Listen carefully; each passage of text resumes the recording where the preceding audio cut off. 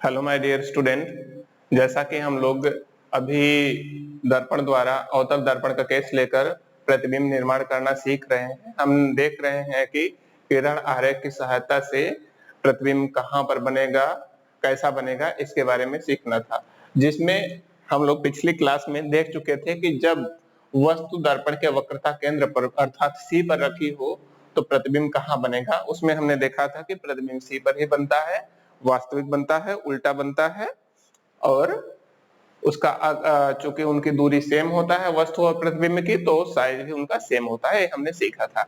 आइए आगे चलते हैं। अगला केस जब हम देखने जा अगला केस स्थिति है जब वस्तु C तथा F के बीच में रखी हो। इस स्थिति में हम देखना चाह रहे हैं कि प्रतिबिंब कहाँ बनेगा और कैसा बनेगा। प्रतिबिंब की प्रकृति के बारे में हम देखने वाले हैं।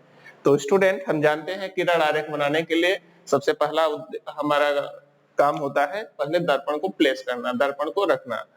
और हम जानते हैं अगर साइन कन्वेंशन का ध्यान रखें तो दर्पण का जो मूव होगा वो हमेशा टुवर्ड्स लेफ्ट होगा, मतलब आपतित किरण सदैव लेफ्ट से राइट चलनी चाहिए, बाएं से दाएं चलनी चाहिए। ठीक है, आइए देखते हैं। अच्छा, मान लीजिए बस इसका फोकस हो गया यहाँ पर और पोल से डबल डिस्टेंस पे, फोकस के डबल डिस्टेंस पे होता है सेंटर ऑफ कर्वेचर और वस्तु कहाँ है C तथा F के बीच में।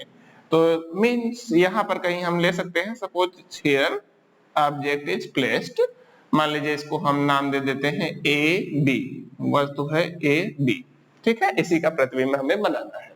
चलिए फिर से वही काम करते हैं जैसा पिछले चैप्टर में, पिछले क्लास में हमने किया था लेक्चर में। हम जानते हैं कि प्रतिबिंब निर्माण के लिए हमें मिनिमम 2 प्रकाश किरणों की आवश्यकता होती है। किसी वस्तु से चलने वाली किरणें जहां पर वापस पुनः मिलती हैं वही होता है प्रतिबिंब का निर्माण। तो मिलने के लिए कम से कम 2 किरणें चाहिए, तो उतने में हमारा कार्य हो भी जाता है, इसलिए हम 2 ही लेते हैं, 2 से अधिक भी नहीं लेते हैं। और कौन कौन सी प्रकाश किरणें लेंगे इनके बारे में हमने पहले चर्चा कर लिया है। तो आइए देखते हैं। हम लोग देखिए जैसा कि हर बार सबसे ज्यादा चुनते हैं मुख्य अक्ष के समांतर प्रकाश किरण। तो स्टूडेंट, अगर हम इसमें वस्तु का मान लीजिए बिंदु A का प्रतिबिंब बनाना चाह रहे हैं तो A से होकर जाने वाली मुख्य अक्ष के समांतर आपतित किरण लेंगे। तो ये कहां से होकर जाएगा स्टूडेंट? हम जानते हैं कि यह जो है दर्पण के फोकस से होकर जाएगा स्टूडेंट। तो इसको जो है हम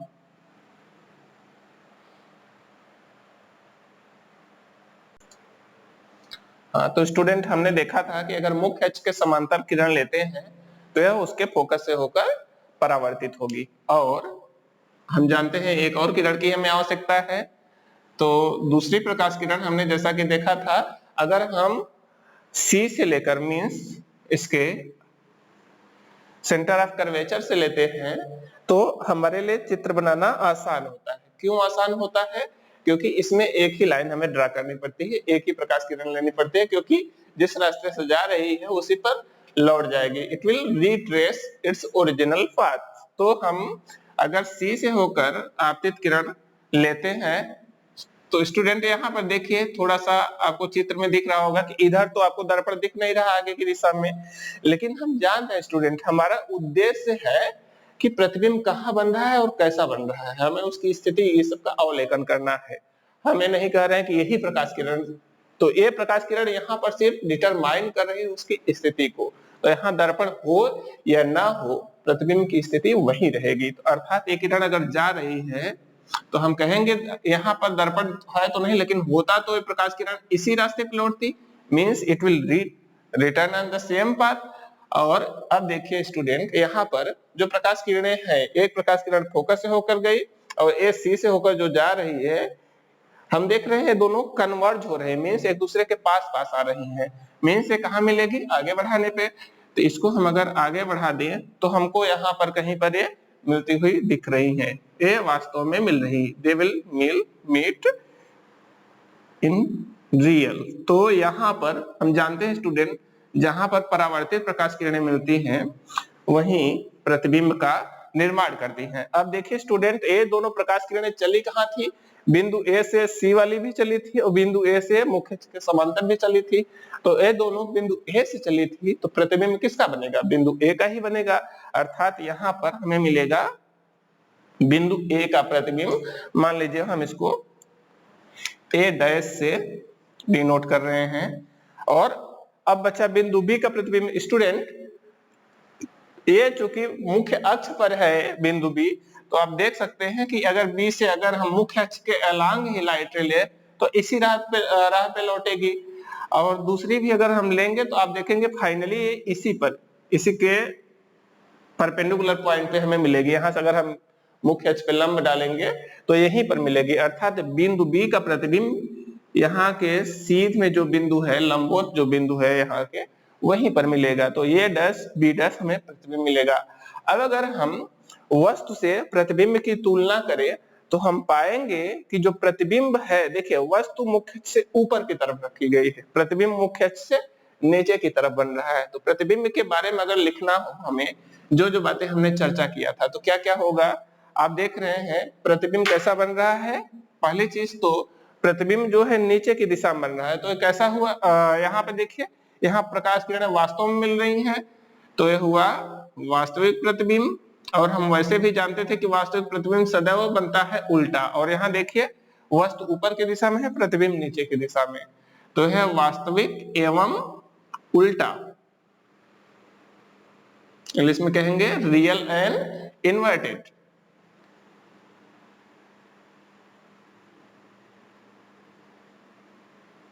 और प्रॉपर्टीज की बात करें तो स्टूडेंट हम देखते हैं कि उसकी स्थिति क्या है, उसका आकार क्या है। अगर हम आकार की बात करें, देखिए वस्तु और प्रतिबिंब दोनों के ध्यान से देखिए, दर्पण से नजदीक कौन है, दर्पण से नजदीक वस्तु है, प्रतिबिंब दूर है। तो हम जानते हैं जो नजदीक रहता है वो छोटा होता है और जो दूर रहता है वो रिलेटिवली बड़ा होता है। तो यहाँ पे प्रतिबिंब दूर है, अर्थात प्रतिबिंब वस्तु से बड़ा बनेगा। और वैसे हमें चित्र में दिख भी रहा है कि इसको आप साइज देख के भी कंपेयर कर सकते हैं कि वस्तु से छोटा है कि बड़ा। तो आप साफ देख पा रहे हैं कि वस्तु की तुलना में प्रतिबिंब बड़ा है। तो आप क्या लिखेंगे, वस्तु से बड़ा। और हाँ, इसको क्या कहेंगे, मैग्निफाइड इमेज। और प्रॉपर्टीज की बात करें, पोजीशन, हम देखते हैं पोजीशन जो है यहाँ पर ध्यान से आप देखेंगे तो ये क्या यहाँ बन रहा है, बियॉन्ड सी, सी से बाहर बन रहा है। तो बाहर जाते जाएंगे तो हम जानते हैं इसका तो अंत है नहीं, लेकिन इधर कोई पॉइंट जो डिफाइंड हो, वेल डिफाइंड हो, अर्थात सुपरिभाषित कोई बिंदु इधर है नहीं, तो हम इधर सीधे अनंत तक हम मानते हैं कि ये लाइन गई है। तो हम कह देते हैं कभी कभी कि सी और अनंत के बीच में बन रहा है प्रतिबिंब, या उचित है आप कह सकते हैं बियॉन्ड सी, अर्थात सी से बाहर। क्योंकि जब हम अंदर कहते हैं तो हमारे मन में आता है कि हम दर्पण की तरफ जा रहे हैं, तो ये सी से अंदर वाला हिस्सा अगर है तो हम कह सकते हैं कि ये सी से बाहर बन रहा है। तो ये भी उचित है कहना कि सी से बाहर बनेगा प्रतिबिंब, बियॉन्ड सी। सी क्या है, जहां की सेंटर ऑफ कर्वेचर। तो ये हुआ प्रतिबिंब की प्रकृति। प्रतिबिंब की प्रकृति में हम देख रहे हैं प्रतिबिंब के सभी गुण जो वस्तु के सापेक्ष है हमने लिखे हैं। प्रतिबिंब वास्तविक बन रहा है, उल्टा बन रहा है, वस्तु से बड़ा है और सी से बाहर है। तो यही चीजें आपको लिखनी होगी जब भी एग्जाम में पूछा जाएगा। स्टूडेंट, आइए हम जल्दी जल्दी इसके सभी केसेस को चर्चा कर लेते हैं। नेक्स्ट केस हमारा है, आइए स्टूडेंट नेक्स्ट केस देखते हैं। जैसे कि हमने शुरू में ही चर्चा किया है कौन कौन से केस बनते हैं, जिसमें हमने चर्चा किया था कि 3 केस, जो कि ट्रिक हमने देखा था कि अगर वस्तु सी पर है तो सी पर ही प्रतिबिंब बनेगा, वस्तु सी के अंदर तो प्रतिबिंब सी के बाहर, जो कि हम देख चुके। अगला केस है जब वस्तु सी से बाहर हो, अर्थात दर्पण से दूर की तरफ हो, या हम इसको ये भी कह सकते हैं सी तथा अनंत के बीच, ऐसा भी कहा जा सकता है। तो यही आपको बुक में लिखा हुआ मिलता है, when object is placed between C and infinity या infinity and C. In that case, we have to draw the ray diagram and you have to write the properties or you can say nature of the image. हाँ, हम लोगों को उस किरण आरेख के सहायता से देखना है कि प्रतिबिंब कहाँ बन रहा है और कैसा बन रहा है। जल्दी से आइए देख लेते हैं। जैसा कि हर बार करते आए हैं, किरण आरेख के लिए सबसे पहले हम लोग क्या करते हैं, ड्रा करते हैं दर्पण, दर्पण हम जानते हैं क्योंकि अवतल दर्पण है, इसका मुंह लेफ्ट की साइड में रहेगा। जल्दी से बना लेते हैं हम लोग। ये हुआ मुख्य अक्ष। वस्तु कहां पर रखी गई स्टूडेंट, हम देख रहे हैं, मान लीजिए जैसे ये हुआ फोकस आपका, इसके डबल डिस्टेंस पे रहेगा सेंटर ऑफ कर्वेचर, ये है आपका पोल, तो वस्तु आपकी कहां रखी है, सी के बाहर, मान सकते हैं हम यहाँ पे रखी है। ओके, ये है वस्तु ए बी। इसका हमें देखना है कि प्रतिबिंब कहां पर बन रहा है। तो बहुत ही आसान है स्टूडेंट, हम जानते हैं, हमने शुरू में ही डिसाइड कर लिया है कुछ प्रकाश किरणों के बारे में जो हमें प्रतिबिंब निर्माण में आसान पड़ता है, जिनके सहायता से हम प्रतिबिंब निर्माण आसानी से बना सकते हैं। 2-3 किरणों के बारे में हमने चर्चा किया है, जिसमें से एक सबसे ज्यादा जो चुनते हैं वो कौन है, मुख्य अक्ष के समांतर आपतित किरण। तो देखिए बिंदु ए का प्रतिबिंब हमें मुख्यतः देखना है, बी का उसी के लंबवत रहेगा, क्योंकि ए के लंबवत बी है। देखिए यहाँ पे तो ए का प्रतिबिंब जहां बनेगा उसके लंबवत ही बिंदु होगा बी का प्रतिबिंब। ठीक है, तो चलिए हम बिंदु ए का ही प्रतिबिंब बना के देख लेते हैं। तो ए के लिए सबसे पहले हम ए से होकर जाती हुई 2 प्रकाश किरणें लेंगे और एक हम देखें हमेशा मुख्य अक्ष के समांतर लेते हैं। तो आइए देखते हैं, अगर हम मुख्य अक्ष के समांतर आपतित किरण लें तो ये कहां से होकर जाएगी, हम जानते हैं यह किरण परावर्तित होगी, कहां से होकर, फोकस से होकर परावर्तित हो जाएगी। और अगर हम एक और किरण चुनना है तो कौन सी लाइट रे को प्रेफर करते हैं स्टूडेंट, हम जानते हैं कि सी से होकर अगर लाइट रे हम लेते हैं तो ये हमारे लिए बहुत बेनिफिशियल होता है। क्यों, क्योंकि इसमें हमें एक ही लाइन बनाना पड़ता है, आसान पड़ता है। तो इसीलिए दूसरी लाइट रे हम लेंगे passing through centre of curvature. Okay, तो ये अगर प्रकाश किरण हम ले रहे हैं तो ये जा रही है सी से होकर, अगर यहाँ पे देखिए दर्पण स्टूडेंट हम चाहे ना बनाए ना वहां तक प्रकाश किरण तब भी सही माना जाएगा। क्यों, क्योंकि हमारा उद्देश्य है प्रतिबिंब की स्थिति ज्ञात करना। ये तो सिर्फ एक रिप्रेजेंटेशन है ना, सिर्फ हम एक देख रहे हैं कि कैसे हो रहा है, वहां पर क्या चीज हो रही है। ये यहाँ पर वास्तव में किरण थोड़ी जा रही है, ये तो सिर्फ एक रिप्रेजेंटेशन है। ठीक है, इसलिए हम लोकेशन खाली अगर जानना है तो हम यहाँ पे दर्पण तक नहीं पहुंचा रहे हैं तब भी आपका प्रॉब्लम नहीं है, आपका सही माना जाएगा। लेकिन आपको थोड़ा सा अजीब लग रहा हो तो चाहे आप दर्पण को थोड़ा सा बढ़ा लो और इसको आप वहां तक पहुंचा दो। ठीक है, चलिए पहुंचा दिए हम। ठीक है, तो ये क्या होगा, चूंकि सी से होकर जा रहे प्रकाश किरण तो ये अपने रास्ते पर लौट आएगी। अब देखिए प्रतिबिंब कहाँ बनता है, हम जानते हैं कि प्रतिबिंब जो है परावर्तित किरणों के मिलने से बनता है। तो देखिए एक परावर्तित किरण ये जा रही है, दूसरी यहां से लौट रही है, ये दोनों किरणें जहां पर मिलेंगी वहीं पर होगा प्रतिबिंब का निर्माण। तो ये दोनों मिल रही है इस बिंदु पर, तो यहीं पर होगा उस बिंदु का प्रतिबिंब जो जहां से चली थी प्रकाश किरणें। तो प्रकाश किरणें चली थी बिंदु ए से, अर्थात यहाँ पर बिंदु ए का प्रतिबिंब बनेगा और ए के लंबवत बी का प्रतिबिंब बनना चाहिए। तो हम कह सकते हैं यहां से अगर मुख्य अक्ष पे एक लंब डालें तो वही होगा वस्तु ए बी का प्रतिबिंब। तो चूंकि ए का प्रतिबिंब यहाँ तो ए डैश से इसको निरूपित करें, बी का प्रतिबिंब यहाँ होगा बी डैश।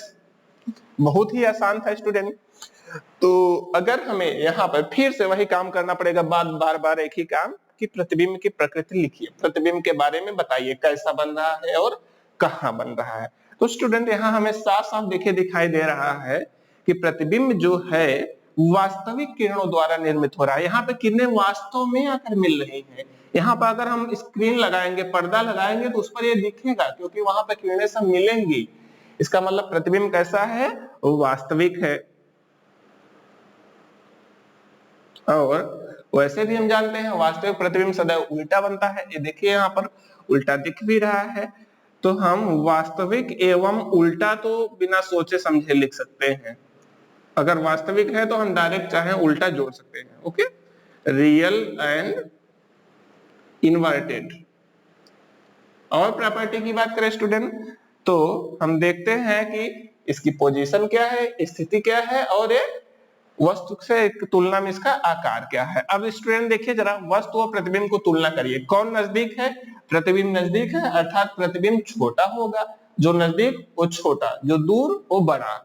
कभी कभी आपसे क्या होता है स्टूडेंट कि जैसे चित्र बना रहे हैं ना, चित्र बनाने में आपसे गलती हो जाता है परीक्षा में, पता चला आप बनाए और आपका यही देखने में बड़ा लग रहा है, तो ऐसे केस में आपके मन में कोई डाउट ना आए, इसलिए हम कंफर्म कर दे रहे हैं ताकि ध्यान रहे इस बात का कि जो नजदीक रहेगा वो छोटा रहेगा, जो दूर रहेगा वो बड़ा रहेगा। तो नजदीक है प्रतिबिंब तो ये पक्का है छोटा बनना है, अर्थात यह जो है वस्तु से छोटा बनेगा, मीन्स डिमिनिश इमेज बनेगी, डिमिनिश देन ऑब्जेक्ट। ओके, और पोजीशन की अगर बात करें तो स्थिति कहां है प्रतिबिंब की, हम देख रहे हैं बन रहा है between C and F, centre of curvature, और एफ क्या है फोकस, तो सेंटर ऑफ कर्वेचर और फोकस के बीच बनेगा, between C and F, C तथा एफ के बीच। Okay, between C and F. तो स्टूडेंट एक बार फिर से जल्दी से रिवाइज कर दे रहे हैं 3 केस के बारे में जो हम लोगों ने अभी जल्दी से देखा है, तो देख लेते हैं। हम लोगों ने सीखा स्टूडेंट कि जब वस्तु C पर होगा तो प्रतिबिंब भी C पर ही बनेगा, वस्तु C के अगर अंदर है तो प्रतिबिंब C के बाहर बनेगा, वस्तु C के बाहर है अगर तो प्रतिबिंब C के अंदर बनेगा। समझ में आया कितना आसान है। प्रतिबिंब और वस्तु C से अपोजिट डायरेक्शन में चलते हैं, अगर C पर वस्तु है तो प्रतिबिंब भी C पर ही बनता है, अन्यथा के केस में प्रतिबिंब और वस्तु एक दूसरे के अपोजिट डायरेक्शन में चलते हैं। समझ रहे हैं। चलिए अच्छा, इसी को थोड़ा सा और आगे लेकर चलते हैं। देखिए वस्तु को अगर C से ले जाते F की तरफ चल रहे हैं तो प्रतिबिंब किधर जा रहा है, वस्तु को हम C से अंदर ले जा रहे हैं तो प्रतिबिंब जो है C से बाहर जा रहा है। वस्तु को C से ले जाते अगर फोकस पे पहुंच जाएंगे तो प्रतिबिंब C से बाहर जाते कहां पहुंच जाएगा, इनफाइनाइट पे, इन्फिनिटी पर पहुंच जाएगा, अनंत पे। अर्थात वस्तु यदि फोकस पे होगा तो प्रतिबिंब कहां बनेगा, अनंत पे बनेगा। अगर इसी का उल्टा चले हम तो हम देख रहे हैं कि अगर वस्तु C से बाहर हो तो प्रतिबिंब कहां बन रहा था, C से अंदर, अर्थात वस्तु C से बाहर जाते अनंत पे पहुंचेगा तो प्रतिबिंब C से अंदर आते कहां पहुंचेगा, F पर। मींस वस्तु अनंत पे होगा तो प्रतिबिंब F पे अर्थात फोकस पे बनेगा। तो हम देख रहे हैं स्टूडेंट कि फोकस और अनंत ये दोनों आपस में संबंधित है, अर्थात जब वस्तु अनंत पे तो प्रतिबिंब फोकस पे, वस्तु फोकस पर तो प्रतिबिंब अनंत पे, ये दोनों हमेशा साथ में ही आएंगे। ठीक है, इस बात का आप ध्यान रखेंगे। तो आइए आगे के ये दोनों केसेस हम जल्दी से चर्चा कर लेते हैं। आइए स्टूडेंट नेक्स्ट केस देखते हैं। अगला केस हम लोग पढ़ने जा रहे हैं जब वस्तु अनंत पर रखी हो। इस केस में हमें देखना है फिर से प्रतिबिंब कहां बनेगा और कैसा बनेगा। अब यहाँ पे स्टूडेंट एक समस्या आ गई कि हमें वस्तु को अनंत पे रखना है। अच्छा बताइए, क्या अनंत जानते हैं, क्या वेल डिफाइंड पॉइंट है अनंत? नहीं, अनंत ऐसा कोई बिंदु नहीं है जिसके बारे में हम जानते हैं। तो वहां पर वस्तु रखने कैसे जाएंगे। अब यहाँ पर हमें इस बात का ध्यान रखना है स्टूडेंट कि देखिए हमें वस्तु से मतलब ही नहीं होता। ऐसा तो है नहीं कि प्रतिबिंब बनाने के लिए दर्पण को जाकर छूता है फिर उसका प्रतिबिंब बनाता है, नहीं। आप जानते हैं प्रतिबिंब बनाने के लिए दर्पण को मतलब होता है प्रकाश किरणों से। दर्पण पे प्रकाश किरणें आती हैं, उनको परावर्तित करता है और जहां मिलती है वही बनता है प्रतिबिंब। अर्थात दर्पण को सिर्फ प्रकाश किरणों से मतलब है। तो हमें यह देखना है अगर वस्तु अनंत पे है तो वहां से आने वाली प्रकाश किरणें किस प्रकार की होंगी, उनमें क्या लक्षण होंगे, ठीक है, उनकी क्या प्रॉपर्टीज होंगी, हमें ये जानना सिर्फ जरूरी है। उसके बाद हम आसानी से प्रतिबिंब बना सकते हैं। तो इसके लिए थोड़ा सा एक छोटा सा एग्जांपल लेकर समझते हैं कि अनंत का अर्थ क्या हमें लेना है। स्टूडेंट देखिए, मान लीजिए हम एक वस्तु बना रहे हैं छोटा सा, यहाँ पर एक वस्तु है ए बी। इसको आप अगर थोड़ी दूर से देखते हैं, समझिएगा जरा, तो हम जानते हैं वस्तु को कब देख पाते हैं, जब वस्तु से चलने वाली प्रकाश किरणें हमारी आंख में आती है। तो देखिए वस्तु से जो प्रकाश किरणें चली आपकी आंख में यहाँ पर मान लीजिए आपकी आंख है, तो इस पर कोण इतना बड़ा कोण बना रही है। अब समझिए, अगर आप थोड़ा सा वस्तु से दूर चले जाए, आप यहाँ चले जाए, तो अब ये प्रकाश किरणें आ रही है, अर्थात आप ध्यान से देखें, अब जो इन प्रकाश किरणों के बीच में कोण है उसका मान कम हो गया। अगर आप और दूर से देखेंगे तो इसी से वस्तु से चलने वाली प्रकाश किरणों के बीच का कोण का मान और कम हो गया। आप देख पा रहे हैं, जैसे जैसे दूरी बढ़ रही है, वस्तु से चलने वाली प्रकाश किरणों के बीच का कोण घटता जा रहा है। मान लीजिए यहाँ 60 अंश है, 60 डिग्री, तो यहाँ 45, 30 डिग्री, 20 डिग्री घटता जा रहा है। जैसे जैसे आप दूर जाते जाएंगे, लाइट रेज के बीच का एंगल घटता जाएगा, जाते जाते अनंत में पहुंच जाएंगे तो उनके बीच का एंगल क्या हो जाएगा? 0। सिंपल सी बात है, आप समझ रहे हैं, घटते घटते कितना घट सकता है? 0 हो जाएगा। अर्थात जब वस्तु अनंत पे होगी तो वहां से आने वाली किरणों के बीच में कोण कितना होगा? 0। और 0 कोण का अर्थ होता है प्रकाश किरणें समांतर हो जाएंगी। ओके, तो ये बहुत बेसिक चीज आपको ध्यान में रखना है कि अनंत के केस में हमें अनंत पे जाना नहीं है, ठीक है? लौट नहीं पाएंगे आप वहां से कभी। तो पहली बात, पहुंच नहीं पाएंगे, लौटना तो बाद की बात है। तो इसलिए हम अपने काम से मतलब रखेंगे। हम जान रहे हैं कि अनंत का हमें क्या अर्थ लेना है, हमें सिर्फ इसका ध्यान रखना है। तो हम आगे से ध्यान रखेंगे कि अनंत का क्या अर्थ होता है। जहां अनंत आया उसका अर्थ हुआ समांतर प्रकाश किरणें। समांतर प्रकाश किरणें, ये बात हम हमेशा ध्यान में रखेंगे। इन्फिनिटी पे हमें पहुंचना नहीं है।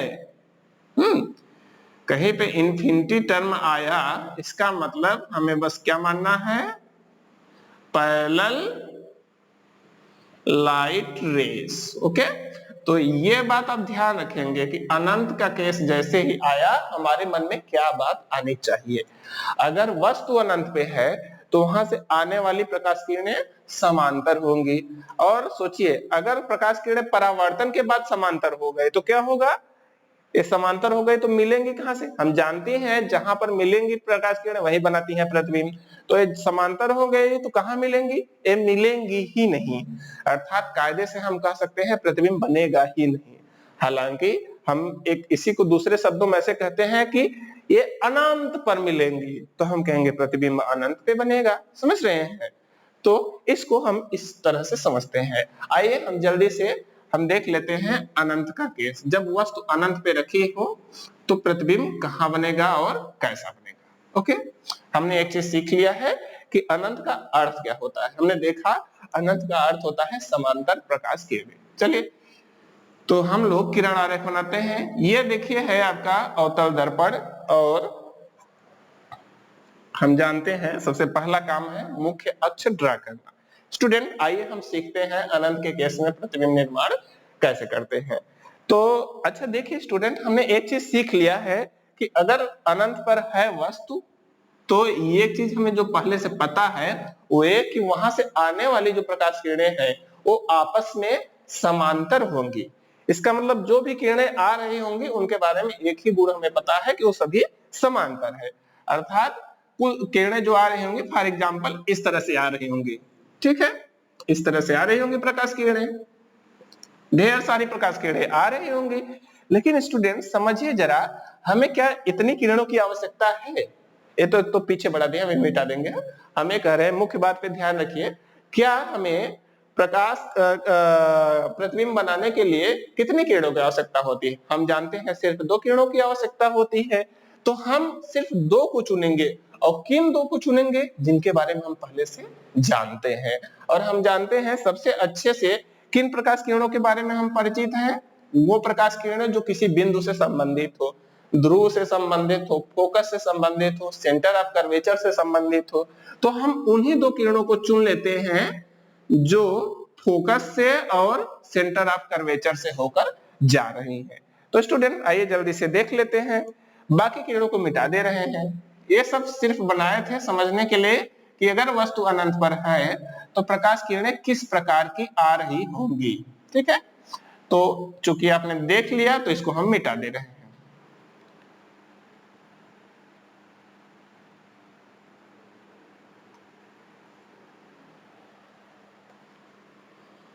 ठीक है, तो हम दो किरणों को लेने वाले हैं, कौन कौन सी?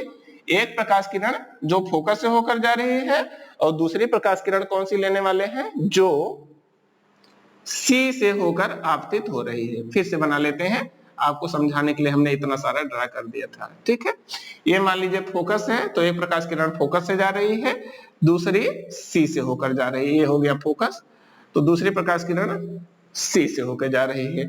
अब होगा क्या? हम जानते हैं स्टूडेंट, जो प्रकाश किरण फोकस से होकर जा रही है वो परावर्तन के बाद मुख्य अक्ष के समांतर हो जाएगी। हमने इसको पढ़ा था, मीन्स ये इस तरह से लौट जाएगी।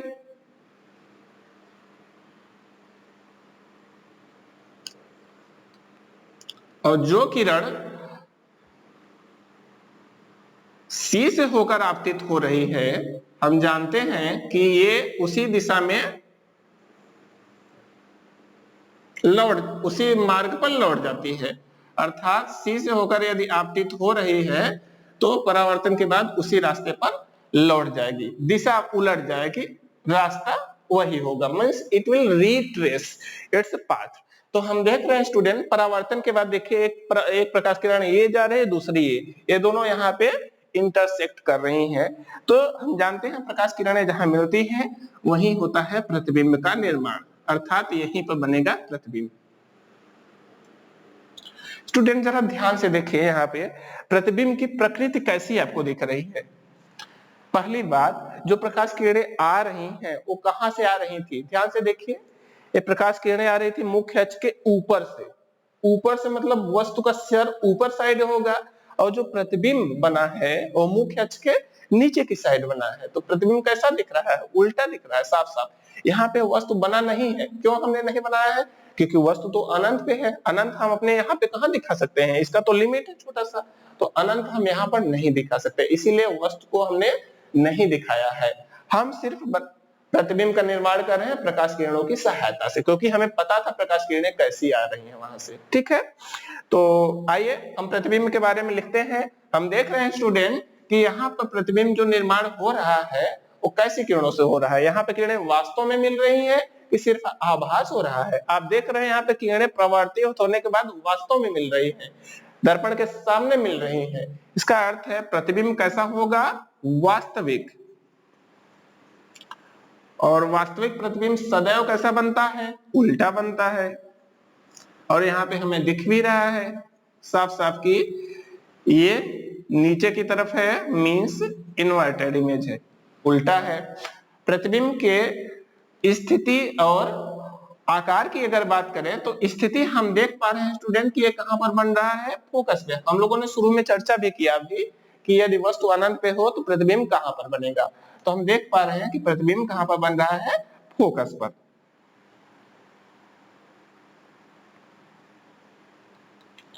फोकस पर बन रहा है। और अगर इसके हम साइज की बात करें स्टूडेंट, समझिए साइज बहुत फर्क हो जाएगा। देखिए यहां से और दूर जाएंगे तो वस्तु और बड़ी हो जाएगी। अगर हम यहां लेते तो देखिए यहां से मुख्य अक्ष से ऊंचाई नापी, इतना बड़ा वस्तु होता। ऐसे ही और आगे जाते जाएंगे तो वस्तु अनंत पे है, तो सोच सकते हैं आप वस्तु का आकार कितना बड़ा होगा। और यहाँ प्रतिबिंब बहुत ही छोटा है उसके कंपेयर में, तो हम क्या कहेंगे? प्रतिबिंब बहुत ही छोटा बनेगा, अत्यधिक छोटा। वस्तु से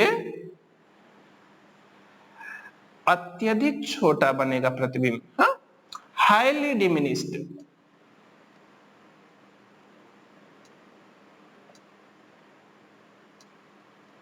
ओके, तो इसमें हम छोटा सिर्फ नहीं लिखेंगे बल्कि अत्यधिक छोटा शब्द का यूज करेंगे। तो स्टूडेंट आपने देखा कि इस केस में प्रतिबिंब कहां बन रहा है। अब छोटे छोटे एक दो केस बने हैं स्टूडेंट, जल्दी से हम उनको आइए देख लेते हैं। क्योंकि तो स्टूडेंट आइए चलते हैं नेक्स्ट केस। जब वस्तु फोकस पर रखी हो तो प्रतिबिंब कहां पर बनेगा, आइए जल्दी से देख लेते हैं। वैसे हमने चर्चा कर लिया है अभी कि फोकस और अनंत एक दूसरे से संबंधित रहते हैं, अर्थात वस्तु अनंत पे तो प्रतिबिंब फोकस पे, और वस्तु फोकस पे तो प्रतिबिंब अनंत पे बनेगा। लेकिन करके जल्दी से देख लेते हैं। तो हम जानते हैं सबसे पहला उद्देश्य होता है कि आप दर्पण को ड्रा करें। दर्पण कहां कैसे प्लेस होगा? हम जानते हैं इसका मुंह लेफ्ट में रहना चाहिए अकॉर्डिंग टू साइन कन्वेंशन। जल्दी से बना लेते हैं स्टूडेंट। हम जान रहे हैं वस्तु फोकस पे रखी है तो प्रतिबिंब कैसा बनना चाहिए, हम जान रहे हैं कि प्रतिबिंब अनंत पे बनेगा। और प्रकाश किरणें कौन से चुनते हैं, एक लेते हैं मुख्य अक्ष के समांतर और एक सी से होकर जाने वाला चुन लेंगे। अब स्टूडेंट इसमें देखिए हम सी अभी नहीं दिखाए हैं, क्यों नहीं दिखाए हैं बाद में बता रहे हैं, ताकि चित्र हमारा थोड़ा सही बने। अगर हम मुख्य अक्ष के समांतर आपतित किरण ले रहे हैं तो ये परावर्तित होकर कहां से होकर जाएगा, इसी के पैर के पास से, मीन्स थोड़ा सा बगल बन गया है, ये फोकस से होकर लौटेगा। और दूसरी प्रकाश किरण स्टूडेंट हमें क्या ध्यान देना है, हम जान रहे हैं कि प्रतिबिंब इस केस में कहां पर बनना है, अनंत पर। इसका मतलब दूसरी प्रकाश किरण जो है जो भी परावर्तित होगी उस इसके समांतर हो जाएगी परावर्तन के पश्चात। तो अगर हम इसको सी से होकर लेते हैं तो वो एक ही किरण होगी, एक ही रेखा होगी और इसके समांतर होगी। तो हम इसके समांतर ही एक रेखा बना देते हैं और जहां एक कट करेगा हम ये कह देंगे कि वहीं पर क्या है इसका सेंटर ऑफ कर्वेचर। इससे क्या होगा, चित्र हमारा गलत नहीं बनेगा, नहीं तो सीधा मिलाने में परेशानी होती है। तो यहाँ पर हो गया आपका सी। अब हम कहेंगे कि जो किरण प्रकाश किरण सी से होकर आपतित हो रही है, ये दर्पण से परावर्तन होने के पश्चात इसी रास्ते पर लौट जाएगी और परावर्तन के बाद दोनों प्रकाश किरणें समांतर हो गई। समांतर हो गई तो कहां पर मिलेगी, आगे जाकर अनंत पे मिलेंगी, हालांकि मिलबे नहीं करेंगी। तो इसके बारे में हम सही से नहीं बता सकते। प्रतिबिंब वास्तव रूप में देखें तो प्रतिबिंब इसमें बनेगा ही नहीं। क्यों? क्योंकि प्रकाश किरणें तो मिल ही नहीं रही हैं। अब देखिए इसमें समस्या आती है ना, कुछ बुक में आप देखेंगे लिखेगा कि प्रतिबिंब बन रहा है अनंत पे। जरा समझिएगा जरा, अगर हम ठीक है अनंत लिख दे रहे हैं, स्थिति तो मान सकते हैं कि हम कह देंगे कहां पर बन रहा है, अनंत पर। लेकिन और चीजों के बारे में जरा समझिए। हम देख पा रहे हैं स्टूडेंट कि अगर कोई कहता है कि इधर आगे जाकर प्रतिबिंब बनेगा, नीचे बन रहा है तो उल्टा बनेगा, अर्थात उल्टा बनेगा, अनंत पे बनेगा, वास्तविक बनेगा, क्योंकि ये सामने जाकर मिल रही है। अब जरा समझिए, अगर उसकी बात हम माने तो सामने बन रही है, लेकिन ये अनंत पे अगर आगे बढ़ाने पे मिल रहा है तो अनंत पे तो पीछे बढ़ाने पर भी मिलेगा। उसके हिसाब से तो प्रतिबिंब पीछे बनेगा, आभासी बनेगा, सीधा बनेगा। तो इसमें अगर हम कह रहे हैं वास्तविक एवं उल्टा तो ये पूर्ण रूप से सही नहीं है, ठीक है। क्योंकि प्रतिबिंब इसमें तो पीछे भी बढ़ाएंगे तब भी तो कहेंगे अनंत में मिलेगा, तब भी कह सकते हैं आभासी एवं सीधा बनेगा। तो वास्तविक एवं उल्टा या आभासी एवं सीधा कहना बहुत सही नहीं यहाँ पर है, ठीक है। इस बात का ध्यान रखिए। हाँ, एक बात जरूर है, चाहे दाहिने साइड अनंत बने चाहे लेफ्ट में अनंत बने, दोनों केस में दूरी बहुत हो जाएगी तो आकार भी उसका बहुत बड़ा होगा। अर्थात आकार के बारे में आप कह सकते हैं कि आकार कैसा होगा प्रतिबिंब का, वस्तु से बहुत बड़ा, ठीक है, वस्तु से बहुत बड़ा, highly magnified.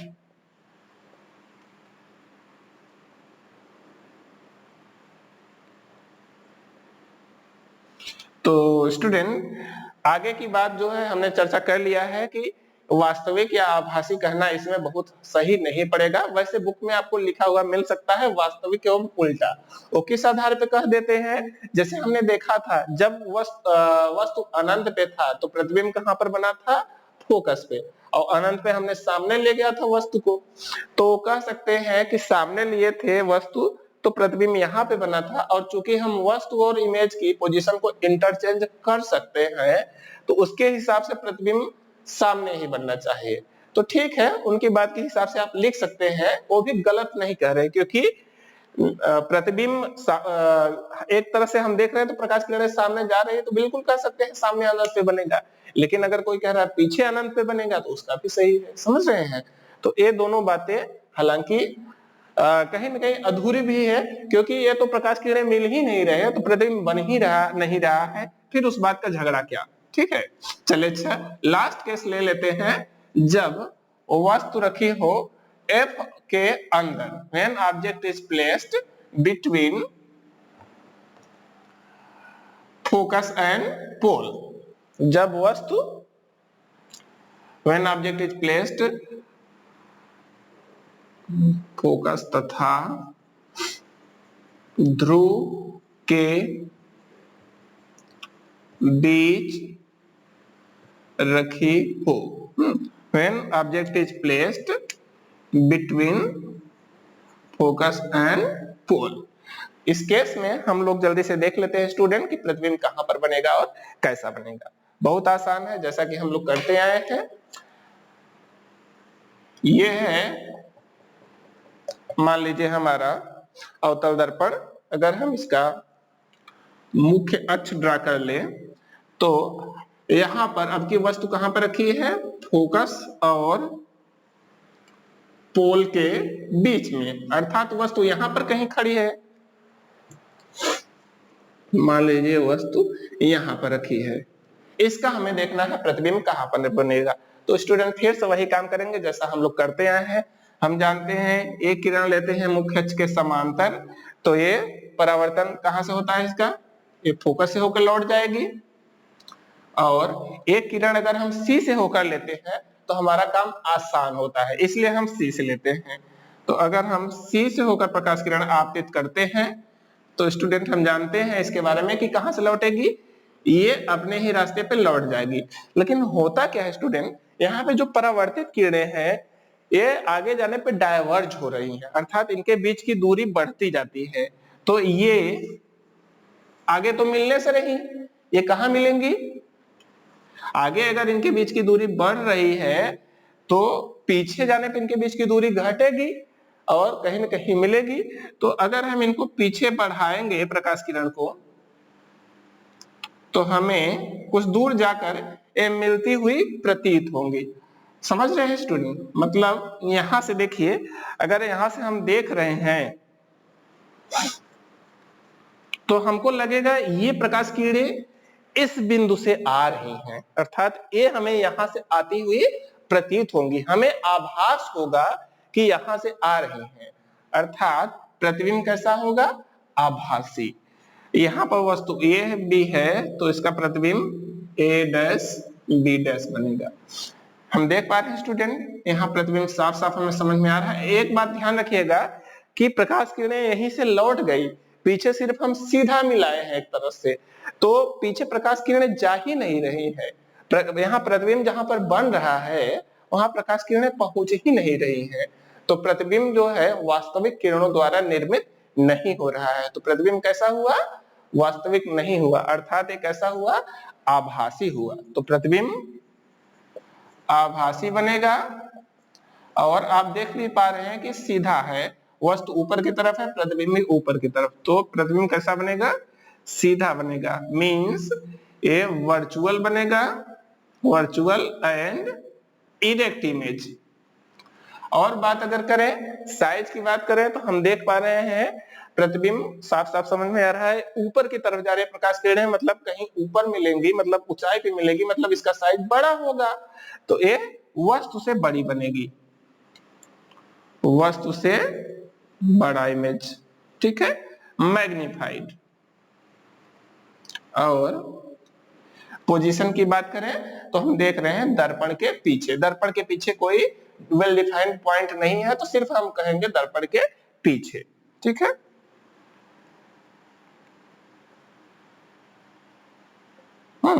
Behind the mirror,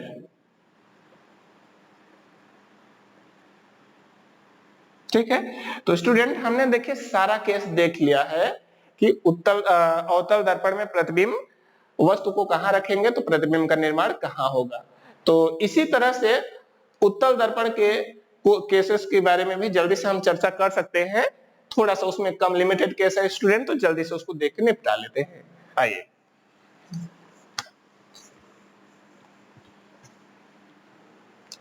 next हम देखने जा रहे हैं उत्तल दर्पण द्वारा प्रतिबिंब का निर्माण।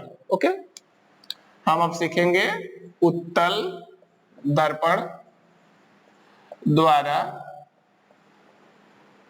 प्रतिबिंब का निर्माण, image formation by convex mirror. तो आइए स्टूडेंट बहुत जल्दी से देख लेते हैं, एकदम आसान सा टॉपिक है, इसमें ज्यादा केसेस नहीं है, तो जल्दी से पूरा हो जाएगा। स्टूडेंट जरा जल्दी से एक बार हम चर्चा कर लेते हैं संक्षिप्त में इसके बारे में। हम देख रहे हैं कि उत्तल दर्पण जो होता है, क्योंकि इसका परावर्तक सतह हमें बाएं रखना है, तो हम साफ साफ देख पा रहे हैं कि जो फोकस और पोल फोकस और सेंटर होता है इसका, वो इंटीरियर साइड में होगा, मतलब ये अंदर साइड में होगा। आप समझिए, वस्तु आप जब भी रखते हैं दर्पण के सामने रखते हैं, तो इसके सामने रखेंगे तो यहाँ तो कोई डिफाइंड पॉइंट है नहीं, अर्थात चाहे यहाँ रखे, चाहे यहाँ रखे, चाहे यहाँ रखे, वस्तु को हमेशा सब एक ही केस माना जाएगा। तो इसमें एक ही केस बनेगा, वस्तु कहीं पर भी रखी हो। और आप चाहे तो अनंत वाले केस को भी कंसीडर कर सकते हो, तो मिलाकर दो केस बन गए। तो इन्हीं दोनों केसेस के बारे में खाली यहाँ पर हमें चर्चा करना है, जब वस्तु दर्पण के सामने रखी हो या वस्तु जब अनंत पे रखी हो, तो प्रतिबिंब कहां पर बनेगा। आइए जल्दी से देख लेते हैं स्टूडेंट। पहला केस ले लेते हैं, जब वस्तु दर्पण के सामने रखी हो। स्थिति 1, जब वस्तु दर्पण के सामने रखी हो। आइए स्टूडेंट जल्दी से देख लेते हैं। When object is placed in front of the mirror, मतलब इन फ्रंट की बात जब कह रहे हैं तो आसपास ही, नजदीक कहीं पर रखा है, ठीक है। तो उस केस में प्रतिबिंब कहां पर बनेगा, कैसा बनेगा, ये देखना है। ये हो गया आपका कॉन्वेक्स मिरर, और सबसे पहला काम आपका मुख्य अक्ष ड्रा करना। हम जानते हैं कुछ दूर पे फोकस होगा यहाँ पे, और इसके डबल डिस्टेंस पे होगा इसका सेंटर ऑफ कर्वेचर, उसको हम थोड़ा बाद में बनाते हैं। अब देखिए, प्रतिबिंब निर्माण के लिए पहले तो वस्तु सामने होनी चाहिए। तो यहाँ पर मान लीजिए वस्तु है, इसके सामने रखा, और इसी का प्रतिबिंब हमें बनाना है। तो स्टूडेंट हम जानते हैं प्रतिबिंब निर्माण के लिए क्या करना पड़ता है, प्रकाश किरणें लेकर चलना है। और कौन सी प्रकाश किरणें लेकर चलना है हमने पहले चर्चा किया है। तो एक तो हम हमेशा चुनते हैं मुख्य अक्ष के समांतर। ये प्रकाश किरण कहां से होकर जाएगी, हम जानते हैं ये फोकस से होकर जाएगी, या फोकस से होकर आती हुई प्रतीत होगी। तो ये ऐसा लौटेगी जैसे ऐसा लग रहा है कि फोकस से ही आ रही है, ठीक है, अर्थात फोकस की सीध में ही लौट जाएगी। और दूसरी प्रकाश किरण कौन सी चुनते हैं, हमने शुरू में देख लिया है कि प्रकाश किरण सी से होकर सबसे ज्यादा चुनते हैं। तो मान लीजिए यहाँ पर है बिंदु सी, तो अगर एक प्रकाश किरण हम सी की सीध में लें, सी की सीध में आपतित होगी, तो ये क्या होगा, हम जानते हैं इसी मार्ग पर लौट जाएगी। अब देखिए स्टूडेंट, जो परावर्तित किरणें हैं, एक इधर जा रही है, एक इधर जा रही है, ये दोनों आगे जाकर डायवर्ज हो रही है, अर्थात इनके बीच की दूरी बढ़ रही है। तो आगे तो मिलने से रही, इनको हम पीछे मिलाएं तो देखिए ये और ये पीछे मिलाएं तो यहाँ पर मिलती हुई प्रतीत हो रही है। यहाँ पर दिख रहा है कि ये मिल रही है, और हम जान रहे हैं जहां पर मिलता है वहीं पे बनता है प्रतिबिंब। तो यही होगा प्रतिबिंब का निर्माण, जो कि आप देख रहे हैं फोकस और पोल के बीच में बन रहा है। तो इस स्थिति में प्रतिबिंब की अगर प्रकृति देखें तो हम देख रहे हैं प्रतिबिंब कैसा बन रहा है, और उसकी क्या क्या प्रकृति है। पहली बात, दर्पण के पीछे प्रतिबिंब बन रहा है जहां प्रकाश किरणें जा नहीं रही है। तो प्रतिबिंब कैसा बना, आभासी। आभासी सदैव कैसा होता है, सीधा, साफ साफ दिख ही रहा है हमें, यहाँ पे सीधा बन रहा है। साइज की अगर बात करें तो आप देख पा रहे हैं स्टूडेंट, ये प्रकाश किरण नीचे की तरफ जा रही है, तो ये सिंपल सी बात है, उसका साइज हमेशा क्या होगा, छोटा होगा, वस्तु से छोटा, मीन्स डिमिनिश्ड। आभासी तथा सीधा मीन्स वर्चुअल एंड इरेक्ट। और अगर इसके पोजीशन की बात करें, स्थिति की बात करें, तो ये कहां पर बन रहा है, बिटवीन पोल एंड फोकस। देखिए पोल और फोकस के सदैव बीच में ही बनेगा, हमेशा ध्रुव तथा फोकस के बीच, बिटवीन पी एंड एफ, ध्रुव तथा फोकस के बीच। It will always form between P and F. Okay? बहुत आसान था। तो स्टूडेंट थोड़ा सा एक चीज यहाँ पर जो सबसे ज्यादा जरूरी है ध्यान देना, कभी कभी प्रश्न ये पूछ देता है कि देखिए यहाँ पर एक केस में प्रतिबिंब आभासी बना, हालांकि उत्तल दर्पण में प्रतिबिंब हम भी अनंत वाला भी केस देखेंगे सदैव आभासी ही बनता है। और अवतल दर्पण के जो केस देखे थे उसमें देखिए एक ही केस ऐसा बना था जिसमें प्रतिबिंब आभासी बना था, अदरवाइज उसमें हमेशा प्रतिबिंब वास्तविक ही बनता है। लेकिन उत्तल दर्पण का आभासी और इसमें आभासी में क्या अंतर है? उत्तल दर्पण का जो आभासी था वो बड़ा बन रहा था, लेकिन अवतल दर्पण का जो आभासी नहीं, वहां पर अवतल था, तो अवतल दर्पण का प्रतिबिंब जो आभासी था वो बड़ा था, लेकिन उत्तल दर्पण का आभासी प्रतिबिंब कैसा है देख रहे हैं, छोटा बन रहा है। तो हम प्रतिबिंब को साइज देखकर भी पहचान सकते हैं कि ये कौन सा दर्पण से बनाया गया है। ठीक है, चलिए अच्छा आगे चलते हैं। एक लास्ट केस ले लेते हैं, जब वस्तु अनंत पे रखी हो, जब वस्तु अनंत पे रखी हो।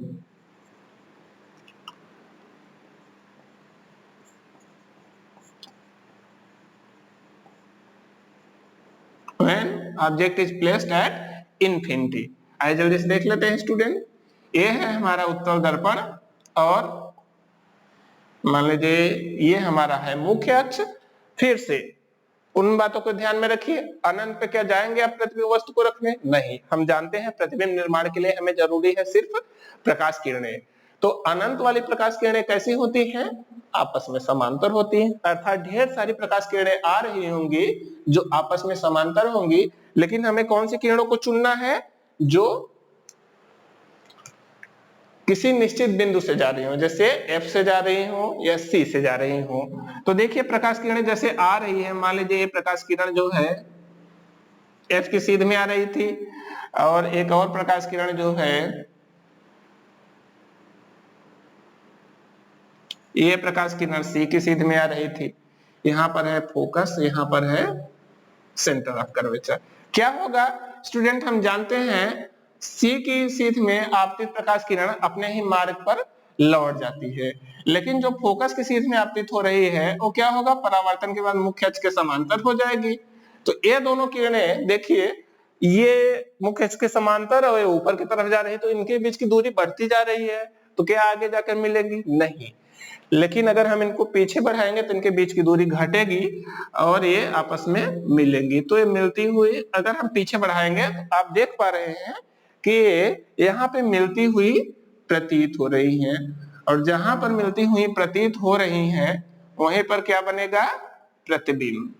तो हम यहां से जब देखेंगे तो हमें लगेगा ऐसा प्रकाश किरणें यहीं से चली हैं।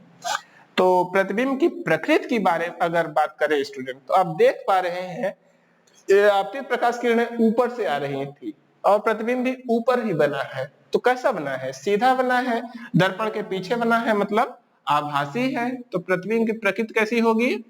आभासी एवं सीधा, वर्चुअल एंड इरेक्ट। पोजीशन की बात करें तो हम देख रहे हैं कहां पर बन रहा है? फोकस पर, एट F।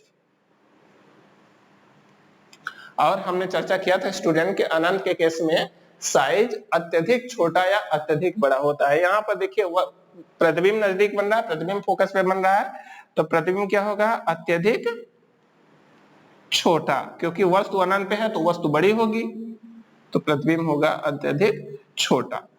तो ये सारा आपके सभी केसेस हो गए स्टूडेंट।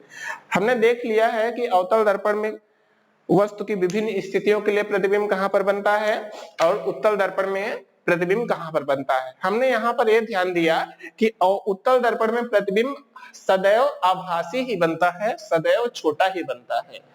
इसमें जो है प्रतिबिंब कभी भी वास्तविक नहीं बनता। तो अगर वास्तविक का केस बन रहा है तो वो दर्पण आप आसानी से पहचान लेंगे कि सदैव कौन सा होगा? अवतल दर्पण। जैसा कि जो हमने पिछले केसेस में देखा था, अवतल में एक ही बार प्रतिबिंब बनता है आभासी, जब वस्तु एकदम नजदीक हो दर्पण से, अर्थात उसके ध्रुव और फोकस के बीच में हो। लेकिन उसके प्रतिबिंब और इस प्रतिबिंब में क्या अंतर है? ये प्रतिबिंब छोटा बन रहा है, लेकिन अवतल दर्पण का प्रतिबिंब आभासी के केस में बड़ा बनता है। तो इस तरह से उत्तल और अवतल दर्पण के प्रतिबिंबों को देखकर आप पहचान सकते हैं कि ये प्रतिबिंब किस दर्पण द्वारा बनाया गया है। तो आज के लिए स्टूडेंट इतना ही, क्लास नहीं तो लंबी हो जाएगी। आगे की क्लास में हम नेक्स्ट चीज जो आगे की बातें हैं उनको चर्चा करेंगे। धन्यवाद।